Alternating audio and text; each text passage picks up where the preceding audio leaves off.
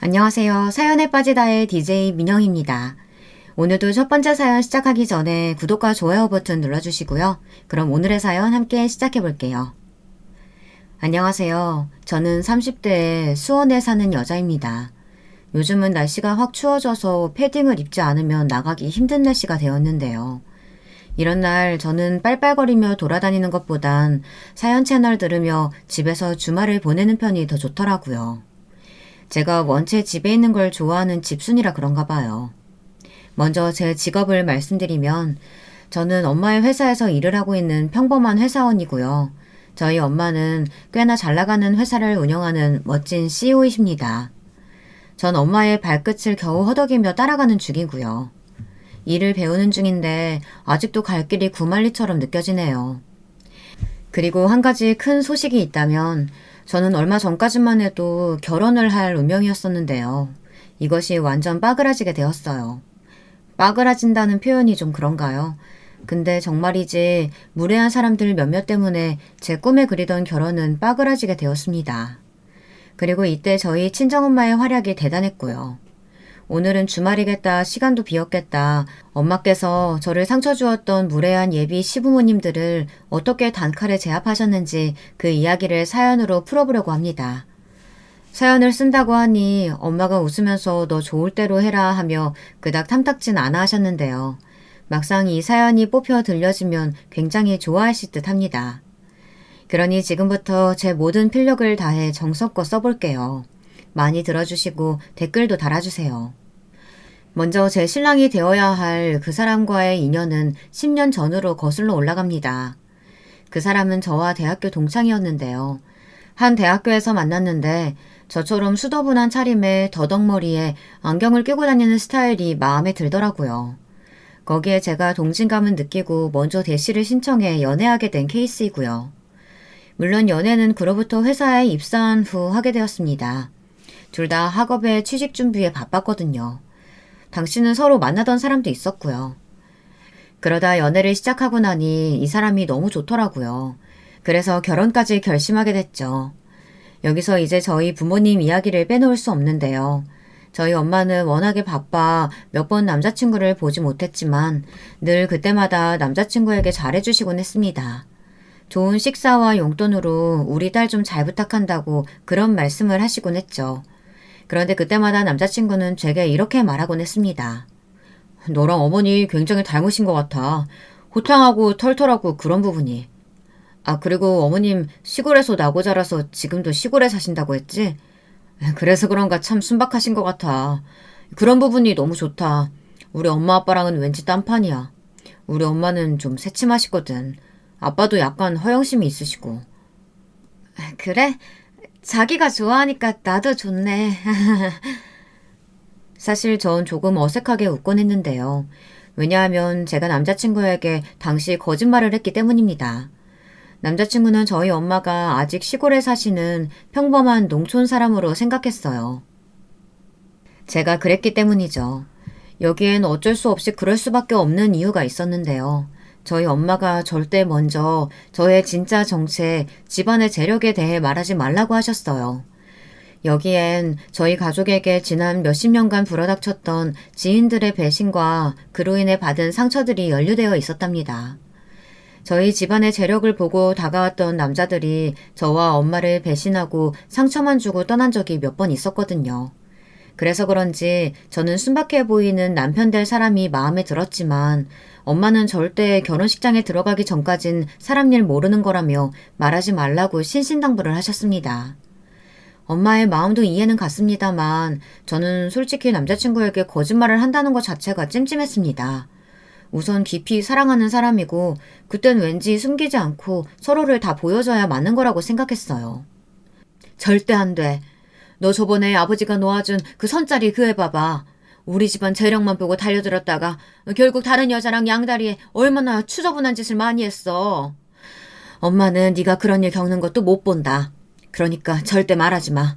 이건 엄마의 약속이야. 알았지? 알겠어, 엄마. 그만 말해. 그 사람은 우리 집안에 대해서 아무것도 몰라. 엄마는 불안해하시기까지 했어요. 그래서 제가 이렇게 엄마를 어루달래듯 말해줘야 했죠. 사실 저희 엄마는 고생을 정말 많이 하신 분이에요. 그리고 유일한 딸인 저를 무척이나 아끼시죠. 세상의 모든 엄마들이 대부분 자식을 사랑하긴 하지만 사람이 바쁘다 보면 소홀할 수 있잖아요. 그런데 엄마는 남자들만의 세계였던 주류 사업판에 뛰어드셔 열심히 일하시면서도 저를 키우는데 한치의 소홀함도 없었답니다.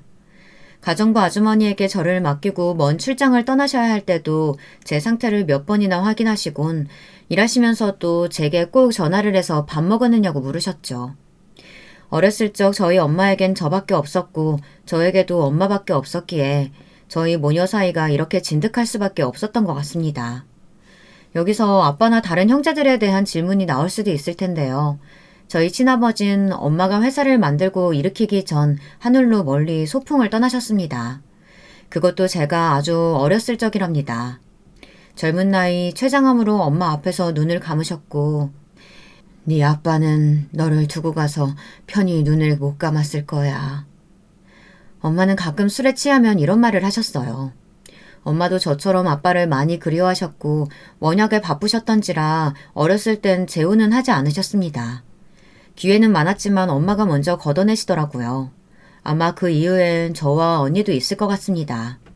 어린 저희들을 자식처럼 보살펴줄 사람을 엄마는 1번으로 생각하셨거든요. 근데 당시 그런 사람이 엄마 주위에 없었던 것 같습니다.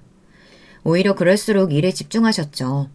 그리고 엄마의 사업이 승승장구하고 모든 게 안정적이라고 생각했을 즈음 저희 가족에게 가장 비극적이고 안타까운 사고, 그것이 터져버렸습니다. 바로 저 위의 언니, 친언니이자 우리 집의 든든한 장녀였던 언니가 너무나 허무하게 세상을 떠나버렸답니다.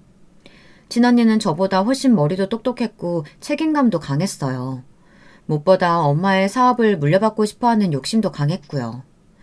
저도 그런 언니를 잘 따랐습니다.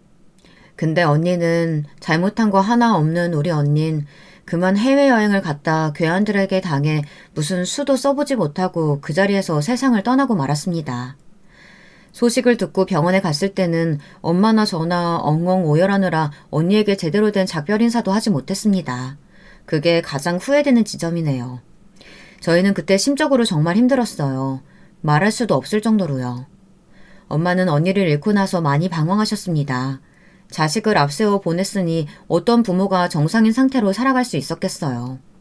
엄마는 입에 잘 안 되는 술도 드시면서 언니의 이름을 울부짖고 언니가 입은 옷들을 버리지 못하고 껴안으며 그렇게 가슴 아픈 시간을 보냈습니다. 그래도 그런 우리 가족이 다시 일어설 수 있게 도와주신 엄마의 친구, 희자 이모와 희자 이모가 소개시켜준 양아버지 덕분에 엄마도 다시 정신을 차리고 회사로 돌아갈 수 있었고 저도 학업에 열중할 수 있었죠. 언니를 너무 그리워하지만 그리워하는 마음을 품고 잊지 않으려고 애쓰며 한 발 한 발 전진하는 마음으로 그렇게 살았던 것 같습니다. 당시 엄마에게 힘이 되어주셨던 아저씨는 나중에 법적으로 엄마와 재혼을 하시게 되었고요. 처음에 전 아버지를 아저씨라고 부르며 어색해했지만 결국은 아버지로 온전히 받아들이게 되었습니다. 그도 그럴 것이 아버지 역시 전 부인과의 사이에서 낳은 자식을 사고로 잃은 공통된 과거를 갖고 계셨는데요. 그래서 저와 엄마의 마음을 잘 어루만져 주셨습니다. 제가 외로울 때 제 옆에 계셔주신 분도 충분히 슬퍼해라, 그래도 돼 라고 말해주신 분도 아버지셨죠. 그리고 이분은 제게 친아버지나 다름없는 존재가 되었습니다. 그리고 전 시간이 조금 흐른 후 연인으로서 남자친구가 더 애틋하게 느껴졌어요. 언니를 한번 잃었기에 사람의 소중함을 잘 알고 있었거든요. 남자친구를 더 의지하게 되고 제 상처를 위로해주는 남자친구에게 참 고마웠습니다. 그런데 일이 생겨버리더군요. 서로 결혼을 약속한 뒤 남자친구의 부모님 댁에 갔을 때 말로만 들었던 남자친구 부모님을 본다는 생각에 한껏 설레어 있었는데 예비 시부가 저에게 너무나 안 좋은 말을 하는 겁니다. 예비 시부모님에 대해 잠깐 설명을 하자면 당시 두 분 다 저를 탐탁지 않은 눈길로 보고 계셨는데요. 그분들은 자기가 강남에 사시는 것에 굉장히 자부심이 많은 분들이었습니다. 아가씨가 시골에서 자라 서울로 대학을 나왔다고 했지? 아니, 개천에서 용난다는 얘기 우리 시절에만 있는 얘긴 줄 알았는데 신기하네 그려. 근데 입은 옷이나 든 가방 보면 아직도 시골 사람 같은데 요즘 애들 같지가 않아 좋긴 하다만. 예비 시부의 말씀엔 뭔가 저를 반기지 않는 기색이 가득했습니다. 여기에 예비 시모 역시 깐깐해 보이는 인상답게 말하는 것이 의문스러운 구석이 많았죠. 아유, 됐어요, 여보. 이왕 허락하기로 한 결혼에 뭐 이렇다 저렇다 말을 붙여요. 우리 애가 좋다고 했으면 뭐 그걸로 오케이 하기로 했잖아요. 이제 와서 결혼 물으라고 해봤자 제 정수가 말을 듣겠어요?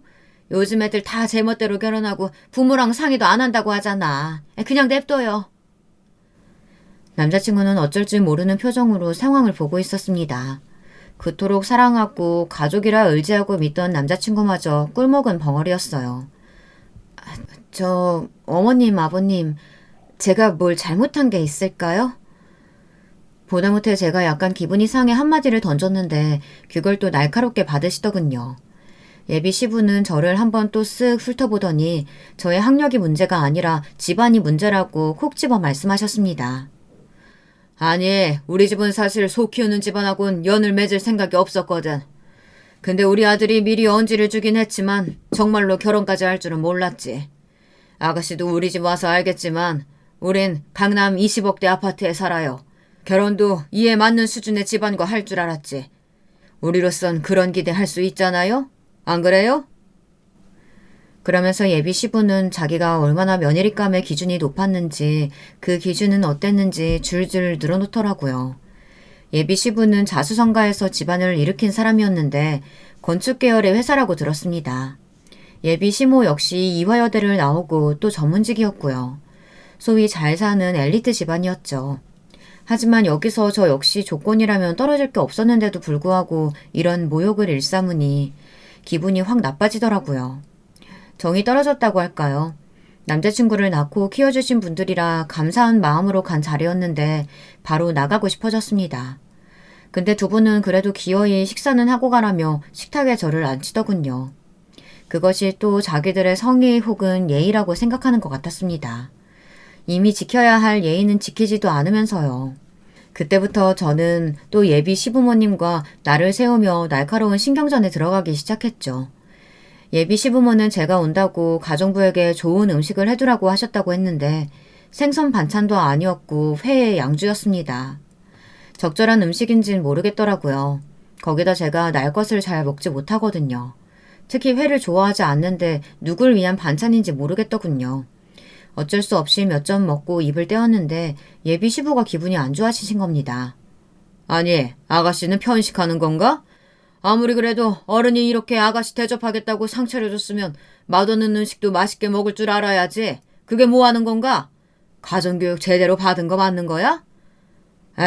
아니, 기분이 확 구려지네. 네?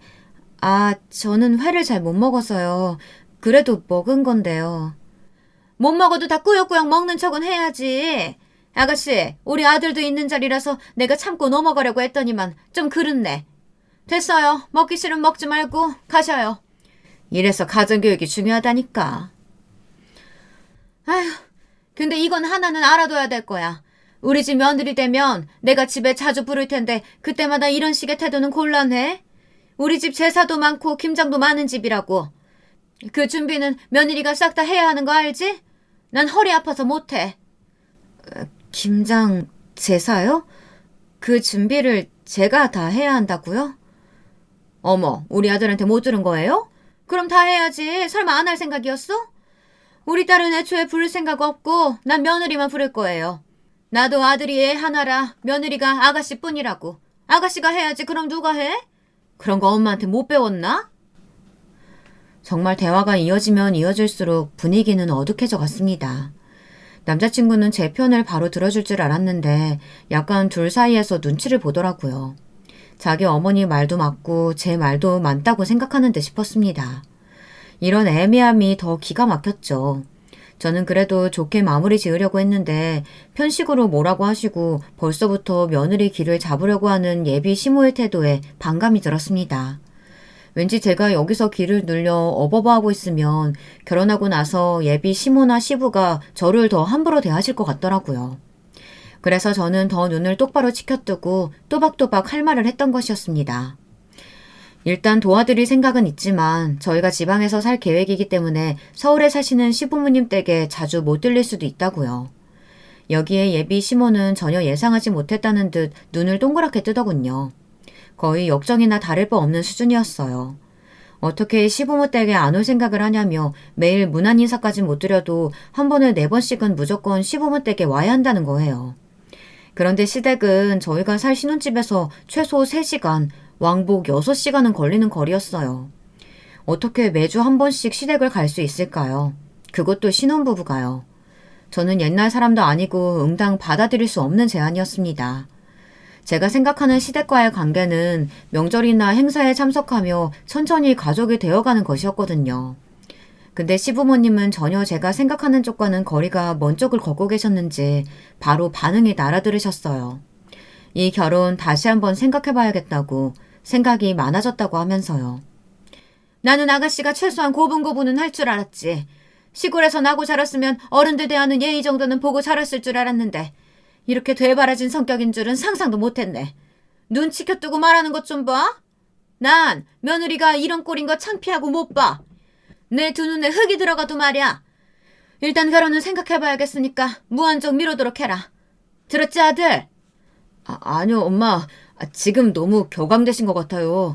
그러니까 수정이 말은 아예 시댁에 안 오겠다는 말이 아니고 다 참석할 순 없다 이런 말인데 왜 그걸 이해 못하시고 지금 와서 이러시는 거예요.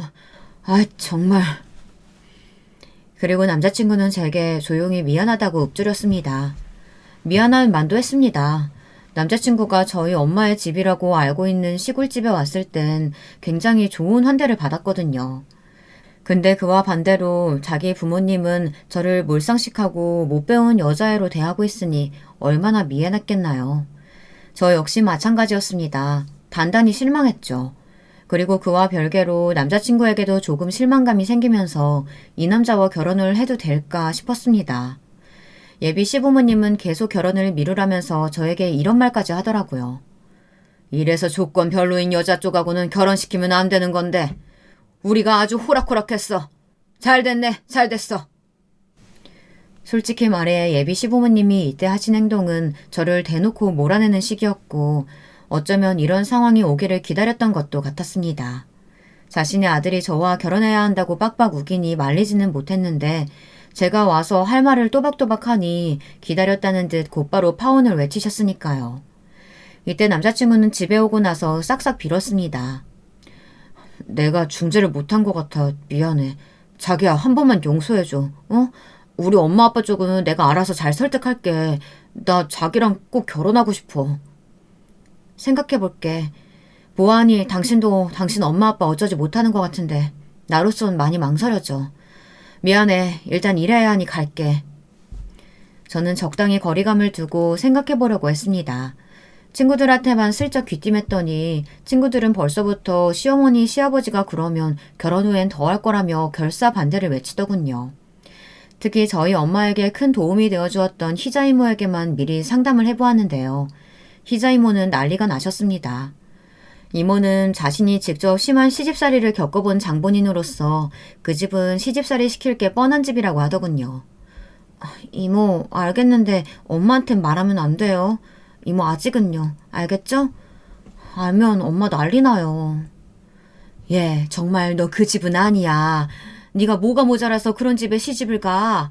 너 고집 부리면 나 네 엄마한테 말할 수밖에 없어. 희자 이모는 자신이 시부모에게 당했던 시집살이들을 일일이 열거하며 결사 반대를 하셨습니다. 그에 저도 마음이 많이 흔들렸죠. 물론 이것을 빠르게 해결하는 방법은 엄마에게 말하는 방법이었으나 저는 자신이 없었습니다. 불같은 엄마가 어떻게 나올지 조금 예상이 되었거든요. 이게 저희 엄마의 귀에 들어가면 엄마는 절대 결혼을 허락해 줄 리가 없었습니다. 당시 남자친구가 저에게 너무 싹싹 빌어 시간이 가면 갈수록 저는 마음이 결혼하는 쪽으로 서서히 흔들리고 있었거든요. 그런데 상황이 예상치 못한 방향으로 돌아가기 시작하는 겁니다. 갑자기 모르는 번호로 전화가 와서 받았는데 남자친구의 누나라고 하더군요. 예비 시누이였습니다. 저에게 다짜고짜 보자고 하더군요. 제가 듣기론 남자친구 누나는 유학을 갔다 와서 대기업에 들어갔다 적응하지 못하고 현재 나와 팽팽 알바나 하며 놀고 있는 사람이라고 했습니다. 근데 예비 시누이는 자기 회사 앞에서 보자면서 거짓말을 섞고 저를 부르더라고요. 내가 좀 바쁜 사람이라 아무튼 거기 말한 주소 있죠? 거기로 와요. 우리 엄마랑 아빠 관련해서 할 말도 있고 하니까. 거절할까 하다 일단 무슨 말을 할까 싶어 나가봤습니다. 큰 카페 안에서 예비 시누이가 음료도 안 시켜놓고 저를 기다리고 있더군요. 그리고 제가 오자마자 음료부터 시키러 가자며 저를 끌고 가서 슬그머니 계산을 저에게 맡겼습니다. 제가 어이가 없다는 듯 바라보자 뻔뻔하게 왜? 뭐 잘못됐어? 이런 얼굴로 절 보더군요. 황당했죠. 처음 만나는 사람에게 저런 예의로 앉아있는 사람이라니 어이가 없었습니다. 예비 시부모와 똑같은 인성을 가진 사람 같았어요. 그래도 전 괜히 커피값으로 실랑이하고 싸우기는 싫어서 일단은 커피 2잔을 들고 시누이 앞에 앉았어요. 시누이는 대뜸 자기 커피와 제 커피를 비교하더니 인상을 찌푸렸습니다. 어머, 나는 산미 들어간 신커피 싫어하는데 원두 그쪽이 골랐어요? 네, 별 말씀 없이 가시길래요. 직원이 추천하시는 걸로 했어요. 아이고, 촌에서 잘하셔서 그런가. 커피 맛에 관해선 아예 무지하나 보네. 아, 됐어요. 뭐 예상 못한 바도 아니고. 커피 얘기는 됐고 다른 얘기하죠. 첫 시작부터 열이 확 받았습니다. 대놓고 사람을 깔아뭉개는 식인데 너무 유치하더라고요. 지금 곱씹어봐도 그래요. 웃음이 나올 만큼 유치한 사람이었죠. 예비 시누이는 일부러 자기 명품 가방을 뱅글뱅글 손가락으로 돌리며 그날에 관해 이야기를 하더라고요. 제가 시댁에서 거의 쫓겨나다시피 했던 그날이요. 우리 엄마 아빠가 수경 씨를 꽤나 반대했다는 거 알고 있죠? 나는 그날 일이 있어서 못 갔지만 엄마한테 듣자 하니 수경 씨가 좀 버릇없이 굴었던 것 같은데 어떻게 된 일이에요? 제가 버릇없이 굴었던 적은 없어요. 제가 아는 한에서는요. 저는 그냥 시댁에 제사나 행사들 그렇게 많은 줄 몰랐고 그건 다 제가 할 수 없다고 말씀드렸을 뿐이에요. 제가 몇 달 후에 지방으로 발령나서 그쪽으로 주거지를 옮겨야 하거든요. 강남까지는 거리가 꽤 있어요. 그러자 예비 시누이는 코웃음을 팽치며 그게 바로 버릇없는 지점이라고 이야기하더군요. 어른이 말하면 그런가 보다 네 해야지. 수정 씨는 융통성도 없어요? 아니 그래서 사회생활을 어떻게 하는 거예요? 나이도 적지 않으면서 말이야. 물론 회사가 크지 않은 회사 다녀서 그런가 보다 하고 내가 이해하려고 했는데 우리 엄마가 아예 틀린 말 한 것도 아니잖아. 며느리가 시댁 제사나 생신은 다 책임져야지. 그럼 누가 그걸 해? 설마 나한테 하라는 건 아니지? 그리고 우리 엄마 아빠가 아들을 얼마나 예뻐라 했는데 키울 때 나보다도 정수 걔를 더 예뻐했다고. 며느리가 됐으면 문안 인사는 매일 못와도 얼굴은 일주일에 한 번씩 비추고 청소도 해주고 그래야지. 결혼했음 딸은 원래 시댁 사람 되는 거야. 자기 그거 몰라? 은근슬쩍 말을 놓으며 저를 자기라고 부르며 꾸짖던 예비 시누이를 더 참아줄 수가 없었습니다. 왜 시댁 행사들을 저 혼자만 준비하란 식으로 말하는 건지, 제가 일주일에 한 번씩 서울로 올라가야 하는 건지, 이건 저희 때 여자들은 절대 이해할 수 없는 거였거든요. 그리고 말 나온 김에 한마디 더 하자면 시댁 간 김에 내 자취하는 곳에도 와서 청소도 좀 해주고 가면 좋고. 내가 요즘에 워낙에 바빠서 청소를 못하거든. 그 정도는 해줄 수 있지? 아 물론 섭섭지 않게 돈 챙겨줄게. 내가 성격이 세 보여도 가족된 사람한텐 잘하거든. 그러니까 자기도 얼른 우리 엄마 아빠한테 가서 빌어. 내 동생하고 결혼하고 싶으면 잘못했다고 빌라고. 무릎이라도 꿇어야 엄마 아빠가 넘어갈 거야. 나이도 그 정도 먹었으면 내 동생 정도 조건 되는 사람 별로 없다는 거 알 텐데. 결혼 안 급해요? 혹시 우리 집 잘 사는 거 못 들었나? 저 죄송하지만 상당히 옛날 사고방식의 말을 하시네요. 아니 이건 아주 옛날에 사셨던 할머니들도 견디기 힘든 그런 시집살이 시키려고 드시는 것 같은데요. 저는 못해요. 아니 안 해요. 그러니까 이런 이야기 하시려고 부르신 거면 가겠습니다. 어머머? 얘 말 한번 대바라지게 하네? 우리 엄마 말이 딱 맞네. 내가 좋게 좋게 넘어가 주려고 하니까 지금 이렇게 나오는 거야? 너 내 동생이랑 결혼 안 하고 싶어? 네, 제가 좀 대바라져서요. 그래서 청소건 설거지건 못하겠으니까 이만 갈게요. 그런 건 원래 정상적인 사람이라면 자기가 하는 게 맞는 거거든요. 남을 시키는 게 아니라요. 아시죠? 그 정도 나이 드셨으면요. 여기에 예비 시누이는 가족이 어떻게 남이냐며 난리를 쳤습니다. 하지만 저는 꿋꿋이 일어나서 나갔죠. 아, 커피값까지 받아내고 갈까 하다가 그건 유치할 것 같아서 참고 나간 거였습니다. 커피숍 앞에 나와서도 너무 화가 나서 손발이 덜덜 떨리더라고요. 머릿속에 온갖 상상이 다 들었습니다. 커피를 저 여자 머리 위로 뿌려버릴까 하는 생각마저 들더군요. 남자친구는 자기 누나를 만난 걸 뒤로 들어서 알았는지 전화가 와서 또다시 미안하다고 빌기 시작하는데 이것도 반복되니 지겹더라고요. 미안해. 내가 정말 입이 10개라도 할 말이 없다. 아니, 사과는 됐어. 당신 식구들은 어쩜 다 이래? 어쩜 하나같이 이렇게 무례해? 진짜 예의라곤 하나도 모르는 사람들이야. 당신 누난 나보고 자기 집 청소해달래. 아니, 내가 가정부로 취직하는 거야? 며느리로 한 식구 되는 거지? 지금 이야기할 기분 아니니까 끊어. 사과도 하지 마. 그때 처음으로 심하게 모질게 이야기하고 전화를 끊은 것 같아요. 이후 계속 미친 듯이 울려대는 남자친구 전화도 아예 받질 않았죠. 시누이에게 받은 충격이 꽤나 컸나 봐요. 선하고 인성 좋은 남자친구한테 그런 악질적인 가족이 있을 거라곤 생각을 못했으니까요. 도대체 남자친구는 어떤 유전자를 물려받은 걸까 이런 의문이 들었습니다.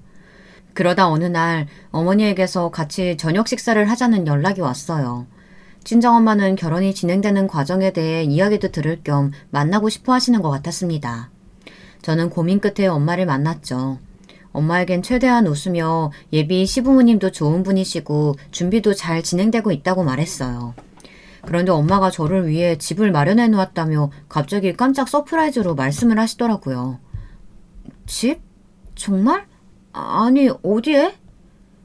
너 이번에 엄마 회사 때문에 지방으로 가잖아. 회사 근처에 가장 좋은 아파트 하나 사뒀어. 출퇴근하기도 편할 거고 여러모로 좋을 거야. 김서방도 집 비용 따로 안 들어가니까 좋아하겠지? 아, 엄마는 그걸 미리 말해주지. 우리 둘이 그냥 각자 모은 돈으로 전세 얻으려고 했는데. 사실 남자친구와 저는 둘이 모은 돈으로 집을 해가려고 했거든요. 어차피 예비 시부모님도 결사 반대하고 있는 판에 시부모님에게 집까지 받아가고 싶지는 않았습니다. 집을 받아 나중에 무슨 말을 들을지도 뻔했고요. 그래서 남자친구와 둘이 그렇게 이야기를 끝낸 상황인데 마침 엄마가 집을 마련해 놓았다고 그러시더라고요. 근데 저는 이때 왜인지 모르게 눈물이 자꾸 나오려고 했습니다. 엄마가 아이처럼 환하게 웃으시며 저의 결혼을 축복해 주시는데 제 상황은 그렇지 않았으니까요. 그래서 자꾸 눈물을 흘리니 엄마가 걱정 어린 얼굴로 무슨 일이 있냐 재촉하셨죠. 너 무슨 일 있지? 있네 있어. 네가 이런 일로 울 애가 아닌데. 무슨 일이야? 어? 엄마한테 다 말해봐. 혹시 시댁에서 안 좋은 말 들었어? 그 말에 빵 터졌던 것 같습니다. 저는 그 후로 눈물을 죽죽 쏟으며 그간 겪었던 일을 다 털어놓게 되었어요. 후회하게 될 걸 알면서도 저도 모르게 술술 말이 나가더군요. 엄마, 나 진짜 너무 승질나. 지네들이 우리 집안에 대해 뭘 안다고 그렇게 함부로 씨부려대는 거야? 나나 엄마나 얼마나 열심히 살아온 사람들인데 자기들 강남 산다고 뻐겨대면서 무시하더라고. 자기들은 처음부터 이런 며느리 원하지 않았대. 내가 자기들 기준에서 하자라는 말을 10번은 반복한 것 같아. 엄마, 나 너무 서러워 죽는 줄 알았어. 저도 모르게 본물 터져 물총처럼 쏘아대던 말을 해버렸는데 말하고 나선 무척 후회가 되었어요. 엄마의 표정이 차갑게 굳다 못해 어두워지셨거든요. 엄마의 인매가 희미하게 흔들리고 있었습니다. 눈썹은 부르르 떨리고 계셨죠. 그제서야 제가 엄마에게 진정하라고 괜찮다고 말을 하려는데 소용이 없었습니다. 친정엄마는 그간 전에 없던 표정으로 엄마가 알아서 할게 라고 말을 하시더니 일어나서 집으로 가셨습니다. 저는 얼떨떨해 내가 괜히 말했다 생각에 빠져 한참을 얼타고 있었고요. 그럼에도 당시 이런 생각은 했던 것 같습니다. 어쩌면 엄마로 인해 이 결혼이 엎어질 수도 있겠지만 그게 맞을지도 모르겠다고요. 그때야말로 처음으로 남자친구만을 열렬히 사랑하는 마음이 아닌 이성적으로 이 상황을 볼 수 있게 된 것 같아요. 엄마에게서 이야기를 들었는지 아버지도 전화가 오셔서는 너가 결혼을 정말 원하는 게 아니라면 다시 생각해보자 하고 말씀하셨습니다. 덧붙여 저희 엄마가 화가 아주 많이 나셨다고 하더라고요. 불안해졌습니다. 그리고 다음날 갑자기 남자친구에게서 전화가 왔는데요. 저는 엄마가 남자친구에게 어떤 연락을 했나 싶어 받아봤더니 전혀 예상치 못한 내용이었습니다. 시부모님이 저희의 결혼을 허락했다고 하더라고요. 갑자기? 아니, 어떻게 했길래 허락을 하셨다고? 자기야, 기쁘지? 내가 말했잖아. 잘 설득해 보겠다고. 우리 엄마 아빠 이제 자기를 며느리로 받아주시겠다고 했고 한 가족으로 따뜻하게 맞아주시겠다고 했어. 지금까지 한 일도 다 사과하시겠대. 그러니까 얼른 상견례 자리 잡으래. 날짜 언제가 좋아? 남자친구는 자신이 단식투쟁까지 해가며 얻어낸 거라고 말하더군요. 이때 이상한 걸 눈치챘어야 했습니다. 누가 봐도 이상했으니까요. 하지만 저는 이상함을 느꼈을 뿐 그 뒤에 어떤 간교한 계획이 있을 것이라곤 생각지 못했습니다. 아주 교활하고 음침한 시부모니람 작자들의 계획을 말입니다. 심지어 그 사람들은 제게 문자를 보내기도 했어요. 미안하다. 지난 날은 다 잊고 상견례 날짜 잡자. 간단한 사과가 담긴 문자 한 통이었습니다. 당신이 어떻게 했는진 모르겠지만 나는 결혼 생각해볼 시간이 필요해. 당신이 당장 여기서 더 단식투쟁을 한다고 해도 난 솔직히 이제 정말 모르겠어. 결혼은 가족끼리의 결합인데 우리만 좋다고 할 게 아니라고. 우리 엄마도 내가 무슨 일 겪었는지 다 알게 됐다고. 우리 엄마 화 많이 나셨어. 아빠도 알게 되셨고. 남자친구에겐 솔직한 심정을 말했지만 남자친구는 정말 시부모님이 바뀌었다고 그 점을 강조했어요. 계속해서 말입니다. 예비 시어머니 역시 며느리 기강 잡는다는 게 너무 심했던 것 같다며 가정교육 관련한 발언을 특히 사과하고 싶어 한다고요. 말이 세신 분이지 마음까지 나쁜 분은 아니야. 너에게 정말 미안해하셔. 전 다 믿지 않았습니다. 허나 남자친구가 단식투쟁까지 하느라 응급실에 갔다 왔단 말을 하니 마음이 좋지 않았습니다. 모쪼록 저는 친정엄마에게 다 털어놓았겠다. 이젠 될 대로 되라는 식으로 상견례 날짜를 잡았어요. 보통 이렇게 상황이 흘러가면 얼굴을 서로 안 보는 게 정상이겠지만 엄마가 날짜를 무조건 잡으라고 재촉했거든요. 나 그 사람들 봐야겠다. 봐야겠으니까 꼭 잡아. 네가 결혼할지 안 할지 네 마음은 그 자리에서 결정해. 친정엄마가 워낙에 강경하게 나왔습니다. 이렇게 강경한 적은 오랜만이었죠. 저는 희자 이모에게라도 전화해서 엄마의 마음을 한번 들춰보고 싶었는데 희자 이모도 이상하게 전화를 받지 않았어요. 그래서 저와 남자친구는 상견례 장소와 날짜를 상의해 모이게 되었습니다. 장소는 강남에 있는 호텔 레스토랑으로 잡았고 날짜는 친정 엄마의 스케줄에 맞추었습니다. 당시 엄마가 사업을 해외 쪽으로 크게 하고 있어서 사실은 출장을 나갔어야 하는 날인데 엄마는 우리 딸에게 미안하지 않은 최고로 멋들어진 모습으로 상견례에 참석을 하시겠다며 모든 스케줄을 빼셨습니다. 그리고 드디어 이뤄진 만남에서 그야말로 사단이 일어나고 말았죠. 예비 시누이와 시부모는 일단 약속 시간보다 30분이 늦었는데 들어오면서 미안하다, 실례했다는 말 한마디가 없었습니다. 그의 엄마와 아빠는 여유롭게 웃으시더니 일단 상황을 지켜보고 있었죠. 저와 남자친구만이 어떻게 흘러갈지 예상할 수 없어 초조한 기색이었답니다. 근데 음식이 나오기 시작하자 명품을 잔뜩 걸친 예비 시부모님이 엄마와 아버지를 한번 쓱 보며 말문을 여는데 그때서야 눈치챌 수 있겠더라고요. 바보도 눈치챌 수 있었어요. 시부모님이 일부러 이 자리를 주선한 건데 그 이유는 바로 저와 엄마 아빠, 저희 집안을 망신주기 위해서였다는 것을요. 예비 시부모님은 일단 엄마를 쓱 위아래로 훑어보며 그랬습니다. 여기 음식이 저희 자주 가는 단골 음식점인데 상당히 고급스러워서 사돈들 입맛엔 안 맞을 수도 있어요. 사돈은 아무래도 시골에 계속 사시니 서울 음식은 오랜만이시겠죠? 너무 느끼하거나 하면 김치 달라고 할 테니까 말씀하세요. 괜찮습니다. 억지로 안 그러셔도 되는데 하여간 편하게 말씀하세요. 먹고 체하시면 안 되니까. 이 음식들 다 귀한 건데 체하면 아깝잖아요. 그래, 맞습니다. 안사돈, 서울 음식은 시골 음식이랑 아예 달라요. 못 먹겠음 말씀하세요. 저희 엄마 아빠를 배려하는 척 까내리는 발언이었습니다. 거기에 제가 열이 받아 한마디 하려 했는데 엄마가 제 손을 잡더라고요. 그리고 저만 알아볼 수 있는 눈짓을 했습니다. 가만히 있으란 눈짓이었죠. 시골 사는 제 입맛 신경 쓰지 말고 편히 드세요. 친정엄마는 외려 여유로이 웃으며 이렇게 말씀하실 뿐이었죠. 여기에 예비 시부모님이 당황해하는 것이 보였습니다. 자기들의 작전이 잘 먹히지 않자 그런 것이었죠. 그 후 예비 시어머니는 괜히 셰프를 불러 음식 맛이 어떻다 저떻다 오늘은 뭐가 별로다 하며 훈계를 하려 들더라고요. 자기들은 이런 곳을 많이 와봤다는 티를 내고 싶어 하는 것 같았습니다. 저도 저지만 엄마는 사업차 수도 없이 이런 곳을 다니며 해외의 유명 레스토랑이랑 레스토랑은 빼곡히 다니셨을 텐데 이런 엄마 앞에서 괜한 주름잡기였어요. 그리고 그때 너무 웃긴 일이 발생했습니다. 예비 시어머니가 장신욕으로 되어 있던 것을 먹다 퇴하고 뱉어냈어요. 그리고는 음식 맛이 뭐 이러냐며 불평을 하더군요. 너무 우스웠고 웃겼죠. 엄마는 예비 시어머니가 말하는 것을 차분히 응시하다 불평하는 음식에 대해 설명을 했어요. 안사돈, 이건 원래 장식욕이에요. 먹는 게 아니고요. 같이 드시니 입이 많이 씁쓸하셨겠어요. 여기 물이라도 드실래요? 아니 어떻게 하시고 인터넷을 자주 찾아보시나 봐요? 인터넷이라기보단 그냥 생활 속에 배어있는 거라서요. 저도 이런 거 자주 다녀요. 사돈들처럼. 네? 시골에 이런 게 많다고요? 아니, 저 지도를 봐도 모르겠는 그런 곳에 사시는데 거기에 무슨 이런 레스토랑이 있다고. 뭐 어디 이름 없는 백반집하고 헷갈리시는 거 아니에요? 여기는 별 5개 받은 레스토랑이에요. 호텔 레스토랑이라고요. 호텔의 호자도 못 들어보셨을 뿐이 참나. 못 들어보긴요. 많이 들어봤죠. 많이 가봤고요. 예비 시어머니는 계속되는 엄마의 말에 밀려 점점 얼굴이 붉어지셨습니다. 사실 저희 엄마가 사업으로 잔뼈가 굵으신 분이라 말 한마디 한마디에 힘이 굉장히 강하신 분이었거든요. 초라하게 입고 있으셔도 저절로 풍겨오는 카리스마가 있는 분이셨죠.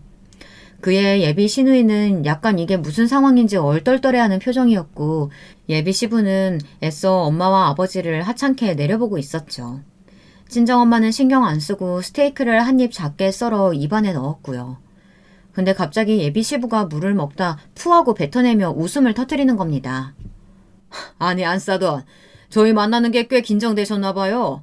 어디 인터넷 보고 주워주는 지식 갖고 말씀을 하세요. 저희가 다 수준을 아는데 괜히 그러실 필요 없어요. 저희는 강남 살고 안사돈은 이름도 모르는 시골 동네 사는 수준인데 숨기셔봤자 저희가 더 민망해집니다. 불편하다고요. 예비 시부가 웃으며 그런 말을 하니 시누이와 시모도 긴장이 풀렸는지 같이 맞장구를 치고 앉았더라고요. 장신욕으로 된 걸 먹고 뻘쭘해하던 사람들이 말입니다. 이 우스운 상황에 남자친구는 엄마의 눈치를 보곤 중재하려 들었습니다. 그런 말 하지 마시라고 자리가 자리인 만큼 조심해달라고요. 남자친구는 이번 상견례 자리에서도 자기 부모님이 실수하면 저와 끝이라는 걸 알았으니 그런 거였어요. 근데 할 거면 제대로 호통을 치든가 참 어설프게 그러고 말더군요. 덕분에 예비 시부모님은 비웃음을 잃지 않고 본문을 꺼내들었습니다. 그나저나 저희가 예단 이야기를 좀 해야 할 것 같은데요. 갑자기 나온 예단 이야기에 친정엄마는 눈살을 찌푸렸습니다. 예단이요? 아이들 통해서 서로 예단 안 한다고 말 들었는데요. 사돈이 친히 집해 주신단 말을 듣긴 했는데요. 사실 뭐 빌라 같은 거 마련해 주신 거 아닙니까? 그 집에선 우리 아들 못 삽니다. 제가 못 살게 할 거예요.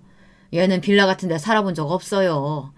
그러니 쌈짓돈은 밀어 넣어두시고 차라리 3억 정도 예단비만 좀 해주시죠. 저희가 애들 집은 해줄 테니. 기가 막힐 노릇이었습니다. 저희 엄마가 해주시는 것을 아파트가 아닌 빌라로 대략 짐작하시며 예단비 3억을 요구하더군요. 뭐 강남에까진 애들 집 해줄 필요 없을 것 같고요. 여기 서울에 아파트 하나 해주려고 합니다. 물론 명의는 우리 아들 거고. 근데 사실 사돈도 아시겠지만 서울 아파트 값이면 전세라도 엄청 비쌉니다. 전세로 아파트 해주는 거니 사돈들께서 3억 정도는 최소 보태시는 게 맞다고 봅니다. 그 돈 못 주시면 애들 결혼 허락 못하고요. 이게 이들이 가지고 나온 비장의 무기였습니다. 자기들 집 근처 강남도 아닌 곳에 아파트 한 채를 해주겠다고 하더라고요. 그것도 전세로요. 근데 전세로 아파트를 해주면서 3억을 요구하더군요. 3억이란 액수가 문제가 아니었습니다. 이 사람들은 애초에 결혼을 허락할 생각이 없었죠. 저희 엄마와 아버지가 3억을 당연히 못 해줄 거라고 생각하고선 말하는 거였으니까요. 그런데 그때 저희 친정엄마가 화를 참는 듯 주먹을 잠깐 불끈 쥐시더니 그럼 지금 입금해 드릴까요? 그게 편하시겠죠? 하고 말하더군요. 여기에 예비 시댁 일동 모두 당황했습니다. 똥 마려운 개처럼 앉아있던 남자친구마저요. 그리고 엄마는 바로 은행 계좌 어플을 켜서 입금을 해버렸습니다. 예비 시어머니는 더듬거리며 계좌번호를 부르다가 엄마 얼굴을 멍하니 쳐다보았고요. 시부도 똑같았죠. 그 얼굴들이 얼마나 웃겼는지 지금 생각해보면 사진으로라도 찍어두고 싶은 장면입니다. 그러다 예비 시부가 3억이 입금된 걸 확인하고 말이 없다가 이러시는 거예요. 저희 아버지가 손을 약간 떠시는 경향이 있는데 스테이크를 썰다가 칼을 놓치신 겁니다. 제가 대신 칼을 잡아 아버지 손을 쥐어드렸는데 아이고 스테이크도 못 써네. 병신도 아니고. 이래서 촌놈들하고는 사돈 맺는 거 아닌데. 이렇게 말하면서 대놓고 가래침을 뱉었습니다. 그것도 아버지 쪽으로 말입니다. 아버지는 아까 말했듯 저를 낳아주신 아버지보다도 더 깊은 정으로 길러주신 분이었습니다. 저는 벌떡 일어나서 이게 뭐하는 짓이냐고 소리를 쳤죠. 당신들 제정신이냐고요. 길길이 날뛰고 싶은 걸 간신히 참고 말하는 거였어요. 처음부터 결혼 허락할 생각도 없으면서 왜 부르신 거죠? 망신 주려고 부르신 건가요? 근데요, 저희 엄마도... 잠깐만 앉아봐, 수정아. 근데 친정엄마가 그때 저를 차분히 불렀습니다. 나지막한 엄마의 음성에 제가 떨리는 하체를 겨우 의자에 붙였더니 친정엄마는 조용히 다시 은행 계좌 어플을 키더니 시부모 얼굴 앞에 대놓고 통장 잔고를 보여주더군요. 그때까진 엄마가 뭘 하는지 정확히 알 수 없었으나 예비 시부모의 표정을 보고 알았습니다. 강남도 아니고 어디 뭐 서울 변두리 아파트요? 이래서 거지 새끼들하고는 사돈 맺는 거 아닌데 말이죠. 제 통장 보셨으면 아시겠죠? 어디 거지들이 우리 딸 앞에서 나대고 앉아있어. 이봐, 당신들 주제에 우리 딸 얻었으면 횡재한 거였어. 당신 아들도 로또 맞은 거였겠지. 이 결혼 파혼이야. 당신 같은 미천한 집안에 내 귀한 딸 줄 생각 추워도 없어. 엄마는 그야말로 화약이 와다다 터지는 폭탄 사이다 발언을 했고 아버지는 함께 웃었습니다. 예비 시부모는 눈을 심하게 떨며 엄마의 얼굴을 응시하다가 재빠르게 상견례장을 떠나버렸고요. 자기들도 창피한 건 아는지 예비 시댁 사람들 모두가 고개를 푹 수그리고 가더라고요. 남자친구 역시 마찬가지였습니다. 사실 예비 시댁 사람들에겐 정이랄 게 하나도 없었지만 남자친구한텐 마음이 달랐는데 상견례 날 이후 곰곰이 되짚어보니 알겠더라고요. 어느 날 저희 아버지께서 제게 이런 말씀을 하시며 제게 진지하게 물으셨는데요. 네가 정말 좋아하는 결혼 상대라면 그 집안 사람들과 절연한다는 조건으로 결혼 허락해줄 수 있겠다. 근데 정말 좋아하는 거 맞니? 남편감이라는 건 남자친구와는 다른 거야. 신뢰가 가야 하고 무엇보다 힘든 일을 함께 헤쳐나갈 수 있을 정도의 믿음을 줘야 돼. 그 사람이 그런 사람이니? 아니요, 아빠. 아닌 것 같아요. 대답은 예상보다 빠르게 나왔습니다. 저희 아버지와는 달리 그 사람은 제 부모에게서도 저를 지켜주지 못한 사람이었습니다. 그렇게 아버지 덕분에 혼란스러웠던 마음을 완벽하게 갈무리할 수 있었어요. 그런데 이 사건 이후로 시누이가 될 뻔한 사람이 저에게 줄기차게 연락이 오는 거였습니다. 이유는 바로 시누이가 가고 싶었던 회사가 저희 엄마의 회사였는데요. 자신이 지금 최종 면접까지 붙었다며 제발 엄마에게 잘 말해달라고 하더라고요. 저기 우리가 보통 인연은 아니잖아. 한때 가족이 될 뻔한 사이였는데, 어? 우리가 무슨 가족이에요. 저는 자기 집에서 청소시키려는 사람이랑 가족 같은 거 할 생각 단 한 번도 한 적 없는데요. 제발 그러지 말고 부탁할게. 내가 뭐 해주면 될까? 무릎이라도 꿇고 빌을까? 그 여자는 정말 악착 같았습니다. 어느새 회사 앞으로까지 와서 무릎을 꿇으려 신용을 하려는데 무서울 정도였다니까요. 저는 이런 사람들이야말로 제 인생에서 빨리 끊어내야겠다 싶어 당장 전 남자친구에게 전화해 회사 앞으로 오지 못하게 해달라고 했습니다. 그러자 전 남자친구는 알아서 처리를 하더라고요. 저에게 미안한 게 많다면서요. 전 남자친구는 저를 붙잡고 싶어하는 기색이 역력했죠.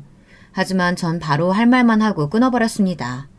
그리고 그 후 전 잠시 일상에서 벗어나 몇 달을 여행하고 잘 시간을 흘려보낸 것 같아요. 제게 가장 필요한 것은 다름 아닌 쉼이었으니까요. 지금 저의 일상을 말씀드리면 저는 파혼하고 지금은 새로운 사람을 만나 잘 지내고 있습니다.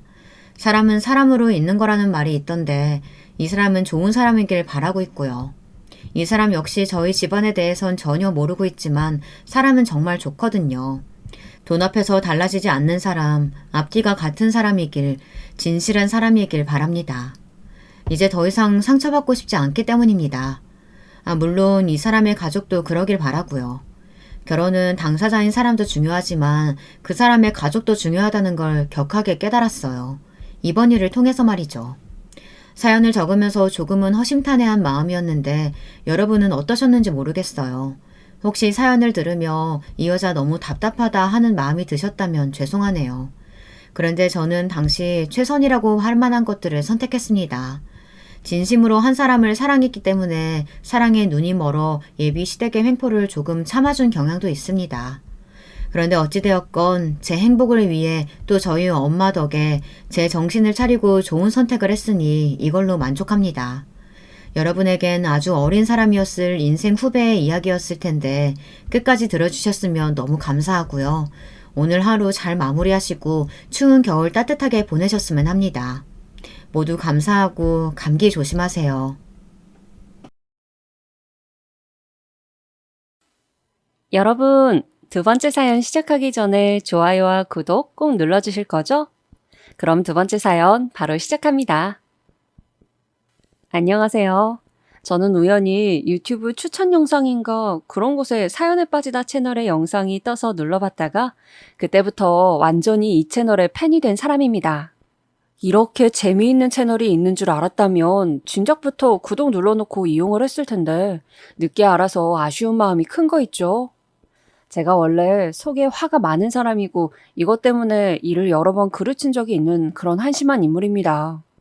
그렇다 보니까 살면서 다양한 경우를 마주한 경험이 있고 다른 사람들의 사연을 통하여서 이 세상에 나만 미련하고 바보 천치처럼 사는 것은 아니었구나 하는 위안을 느끼며 다행이라고 여기게 되네요. 그래서 제가 이 사연에 빠지다 채널에 금세 빠져들게 되었나 봐요. 어느 날은 제가 예상했던 시각에 사연이 안 올라오길래 어라? 혹시 채널 운영하시는 분께 무슨 병고라도 생긴 것일까 하는 걱정스러운 추측을 하고 있다가 문득 저도 한번 사연을 보내보는 건 어떨까 싶어졌어요. 생각을 한번 머릿속에 떠올렸더니 그게 계속 꼬리에 꼬리를 물고 이어지면서 어느새 제 머리에는 기나긴 저의 사연 한 편이 뚝딱 완성이 되더라고요. 제가 평소에 화가 많고 성급해서 그렇지 생각이나 상상을 많이 하면서 사는 스타일은 아니었는데 이거 참 희한한 경험이었습니다. 그래서 그 기분이 다 날아가기 전에 얼른 사연을 적어보고자 마음을 먹었어요.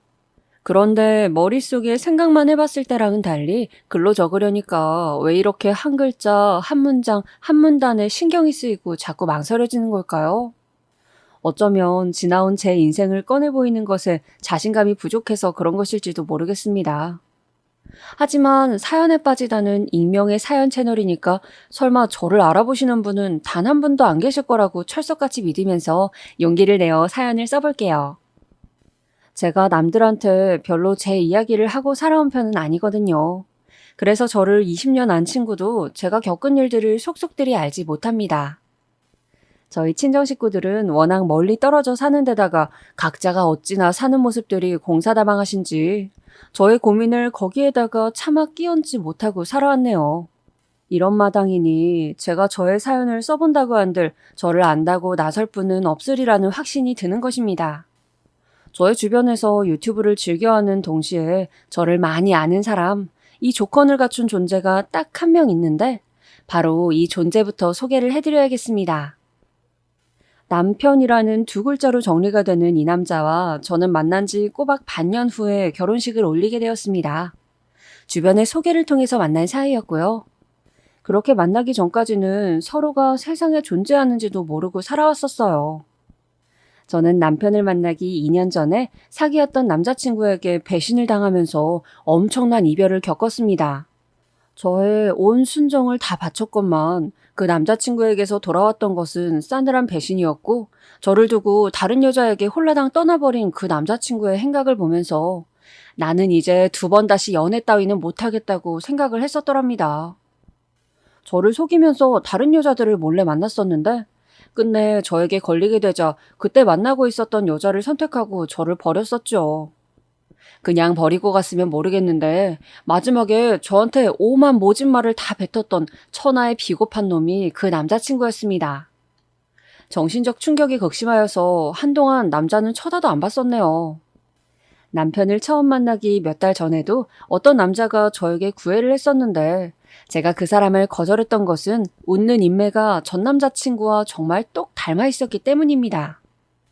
그 정도로 제가 후유증이 심했고 전 남자친구에 관련된 것이라면 치를 떨었습니다. 2년을 남자 없이 지내다가 드디어 주변의 성화 아닌 성화에 못 이긴 척 소개를 받아 만나게 되었던 남편은 인상이 조금 독특했습니다. 분명 풍채가 좋고 늠름한 이미지라고 미리 전해 들은 바 있었건만 키는 제법 컸는데 통통한 것과는 거리가 멀고 오히려 호리호리한 편이었어요. 그리고 어딘가 사색에 잠긴 듯한 표정을 짓고 있었죠. 여자를 처음 만난 자리에서 매가리 없게 구는 이놈은 도대체 사고방식이 어떻게 된 놈일까? 저는 그런 궁금증을 가졌었는데 인상은 피곤해 보이면서도 저한테 말을 하거나 행동을 거는 것에는 나름 세심함이 묻어있는 게 또 웃기더라 이겁니다. 겉으로 드러나는 것과는 다르게 속마음은 저를 성심성의껏 대하려는 게 분명할 것이라는 짐작을 품었어요. 저는 남편이 별로 특별할 것 없이 그저 그런 사람이라서 되려 마음에 들었습니다. 하지만 그쪽에서 먼저 결혼 이야기를 꺼냈을 때는 제법 당황했었네요.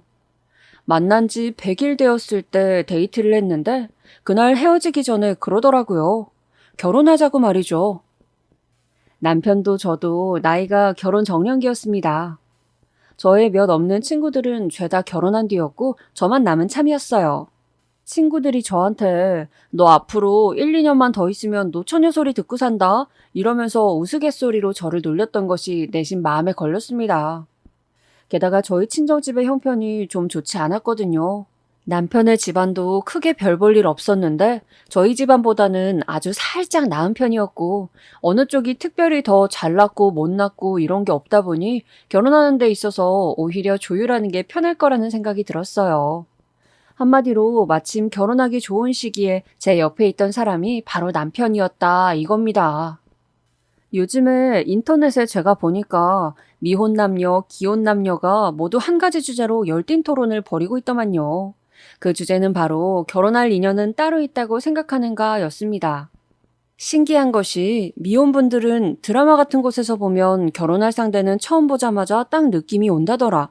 그게 보통과 다르다더라. 이렇게 상황을 다루는 것으로 보아서 결혼할 인연은 따로 있는 게 맞다고 대다수가 의견을 내었다는 것입니다. 그런데 반대로 이미 결혼에 골인을 한 기혼분들은 시기 적절한 때에 마침 지금의 배우자가 내 옆에 있었기 때문에 결혼한 것이지 굳이 결혼할 인연이라고 해서 첫눈에 이 사람과 결혼하게 될 거라는 예감을 받았다든가 하는 건 없었다. 그런 건 대중매체에서 다루는 허상이고 실제로는 그런 경우가 드물다는 식으로 의견을 달았다는 것입니다. 사연에 빠지다 계신 여러분은 어떠셨나요? 지금의 배우자를 처음 만나셨을 때 이 사람과 결혼하게 되겠구나 라는 느낌을 받으셨나요? 저는 기혼자로서 후자의 손을 들어주고 싶은 마음이에요. 남편을 처음 만났을 때 이 사람과 결혼하게 될 것 같다는 예감을 받은 적 없었습니다. 그런데 다만 상황이 제가 결혼해도 나쁘지 않을 시기였고 그때 마침 만나고 있었던 사람이 남편이었을 뿐이죠. 아무튼 그래서 저는 남편의 결혼 이야기에 뭔가 홀린 듯이 빨려 들어가고 말았고 후딱 결혼을 해치우고 말았습니다. 그리고 얼마 지나지 않아서 저는 곧장 충격적인 사실에 직면하게 되었죠. 분명 남편을 소개해줬던 측에서는 남편이 풍채가 좋은 사람이라는 등 이런 식으로 저한테 알려줬었는데 실제로 만나보니까 그렇지 않았던 점이나 안색이 어딘가 피곤해 보였던 점, 이런 것에는 실상 숨겨진 이유가 있었던 것입니다. 제가 결혼한 남자, 제 남편은 바로 암 환자였습니다. 저는 이 사실을 전혀 정말 눈꼽만큼도 알거나 예상하지 못한 채로 결혼을 했던 것이고요. 결혼해서 부부가 된 지 딱 한 달 만에 남편이 암 선고를 받았네요. 결혼하자마자 얼마 안 돼서 이런 위기가 닥쳐왔지만 어쨌든 남편은 자기가 사력을 다해 치료를 받아 이겨내겠다고 하였고 시댁에서도 저한테 미안하고 면목이 없게 되었다면서 금전적인 지원을 여력이 닿는 만큼 해주겠다고 하니까 저의 화가 수그러들었습니다. 암 선고를 받아온 남편에게 괜찮으냐는 말은 못해줄 망정 이건 사기 결혼이다. 어떻게 보상할 거냐는 모진 말을 홧김에 내뱉었던 제 자신에게 반성이 들기도 하였고요. 괜히 욱한 심정에 그런 말을 해가지고 죄책감만 떠안았습니다. 남편이 암 치료를 그래도 성공적으로 받아내면서 상황이 금세 희망적으로 변했습니다. 그래, 비록 첫 단추가 요란하게 끼워진 결혼 생활이지만 액땜했다 치고 앞으로 잘 살면 되지. 결혼하자마자 몇 달 동안 엄청 고생했네. 앞으로는 둘 다 건강관리 잘하면서 열심히 돈 벌고 모으면서 그렇게 지내야지. 원래 환자가 있는 집에서는 그 집 보호자가 가장 죽상이라고 하잖아요. 저도 그랬어요. 아주 피골이 상접했죠. 그래도 이제 힘든 날 다 지나갔다고 혼자 좋아하면서 막 기운을 내려고 했습니다. 얼마 후에 저는 임신 사실을 알게 되었어요. 얼떨떨했지만 남편이랑 둘이 양가에 알리고 앞으로 부모가 되면 더 잘 살아보자고 희망찬 대화도 나누고 그랬습니다. 몇 주가 지나서 저는 뱃속의 생명이 아들이라는 걸 알게 되었고 첫째는 내심 아들이면 좋겠다는 말씀을 시댁에서 넌지시 저에게 던져주신 바 있었기에 크게 기뻐했죠. 그때로부터 얼마 안 지났을 때였습니다. 제가 정말 천하의 등신 같은 짓거리를 저질러 버리게 되었는데요.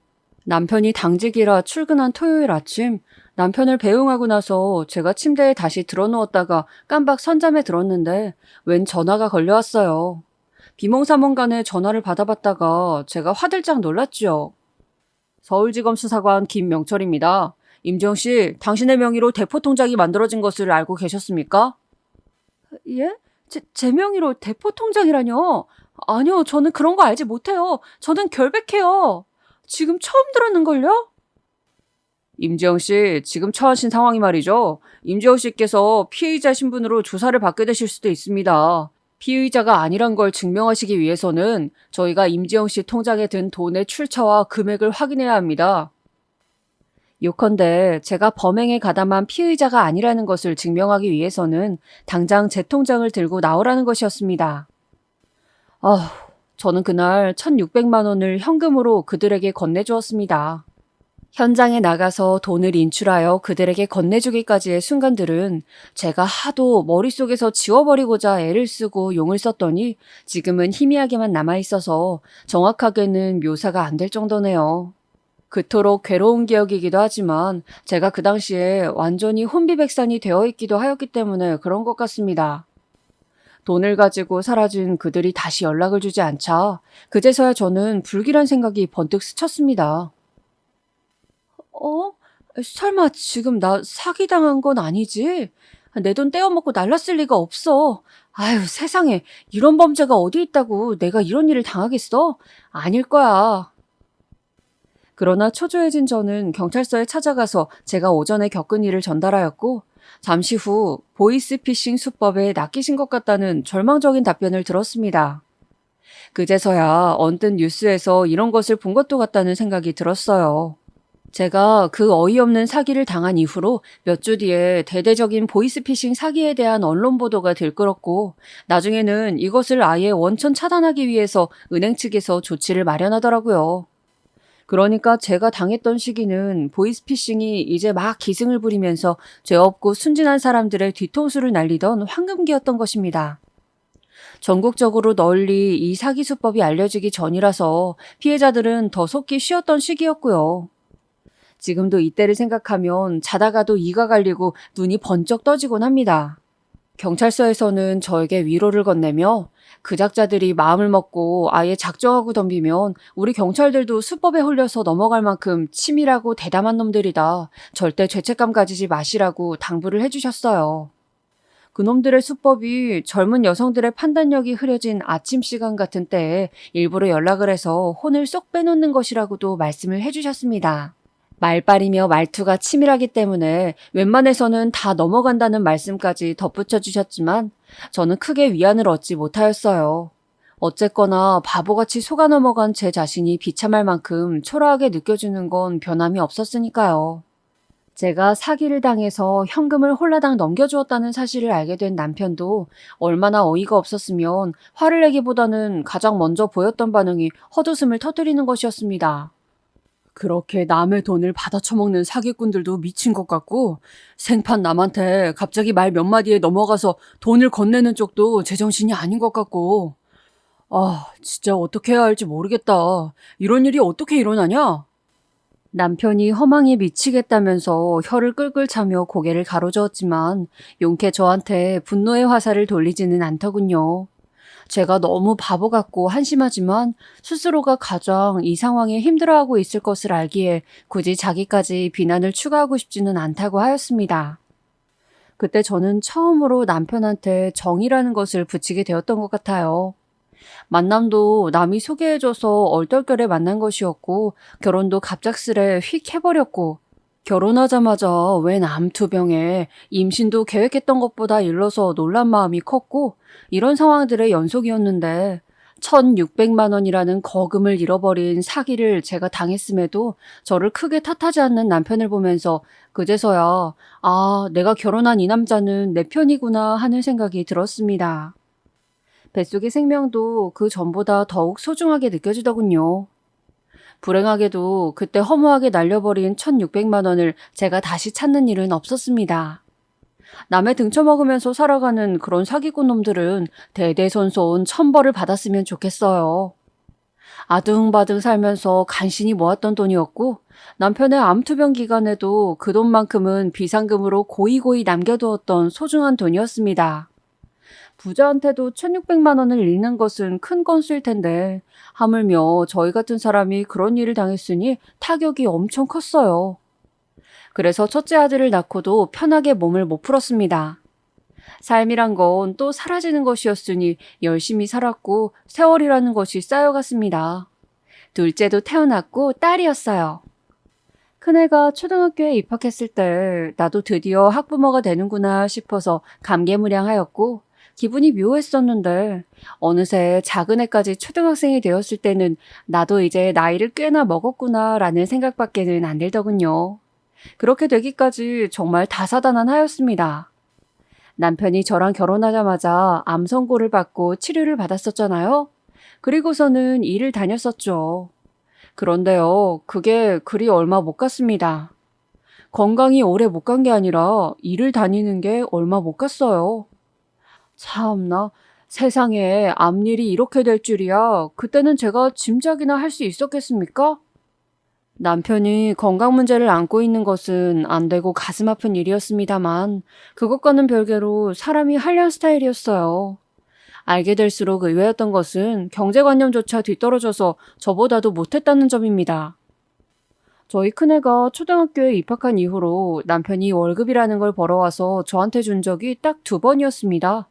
아니, 남들 가정은 애들이 초등학생이 되면 그때부터 더욱 미친 듯이 벌어서 저축하고 미래를 대비하고 애들 교육에 힘을 쓰던데 저희 집은 어째서 역행을 하며 남편이 건강 핑계로 일을 안 나갔던 것인지 모르겠습니다.